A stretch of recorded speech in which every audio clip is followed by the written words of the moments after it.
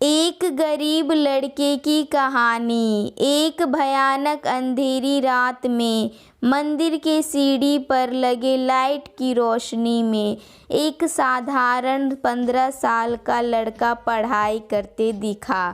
ठंडी के दिन थे, वो ठंड से काँप रहा था, लेकिन पढ़ाई में खोया हुआ था।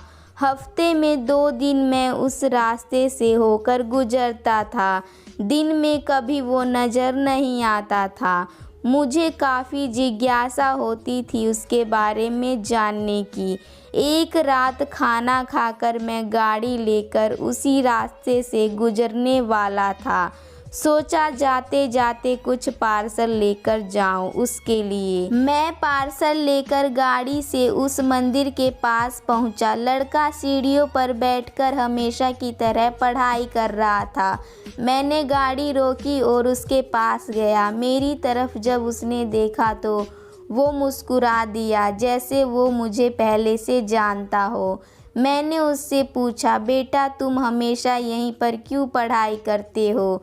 सर, मेरे घर में बिजली नहीं आती, मेरी माँ बीमार रहती है और तेल डालकर दिया जलाने लायक मेरी परिस्थिति नहीं है। बस इसलिए मैं यहाँ आकर पढ़ता हूँ। तुम मुझे देखकर मुस्कुराए क्यों? मैंने पूछा। क्योंकि आप भगवान हो, वो बोला। ऐसा नहीं है। मैंने कहा, नहीं आप भगवान ही हैं। वो बोला, चलो वो सब जाने दो, मुझे बताओ क्या तुमने खाना खा लिया? क्योंकि मैं तुम्हारे लिए खाने का पार्सल लाया हूँ। देखा, इसलिए मैं आपको भगवान कह रहा था। आज मुझे बहुत भूख लगी है। सुबह से मैंने कुछ भी नहीं खाया, लेकिन मुझे इस बात की ज़रा भी चिंता नहीं थी। मैं जानता था वो भगवान जिसने मुझे भूख दी है, वह मुझे भूखा पेट नहीं सुलाएगा, किसी न किसी रूप में आकर मुझे खाना देगा। और आप खाना लेकर आ गए। आप भगवान ही हो ना? मेरे पास कोई शब्द नहीं थे।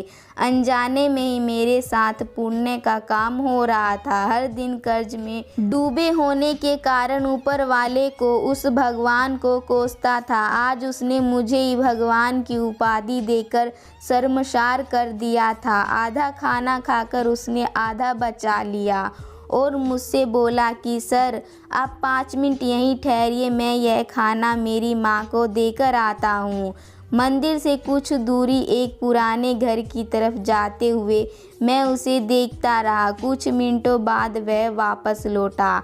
उसके हाथ में मुट्ठी भर फूल थे। उसने वो मेरे पैरों में रख दिए और बोला, माँ ने कहा है जिस भगवान ने हमारा पेट भरा है उसके चरणों में थोड़े फूल तो चढ़ाने ही चाहिए।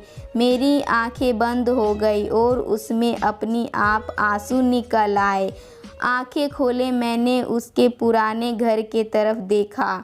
उस घर के सामने पड़े पत्थर भी मुझे प्यारी सी मुस्कान दिखाई दे रही थी। उस लड़के की आंखों में मुझे साक्षात भगवान दिखाई दे रहा था। इसलिए कहते हैं कि भगवान सबकी मदद करते हैं, बस वह खुद सामने नहीं आते।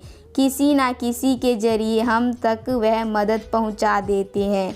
बस ज़रूरत है तो उन पर विश्वास करने की। तो उम्मीद है इस कहानी से आप सभी को कुछ ना कुछ सीखने को मिला होगा। कहानी अच्छा लगा होगा तो आप सभी लाइक कीजिए, शेयर कीजिए और चैनल को सब्सक्राइब कीजिए।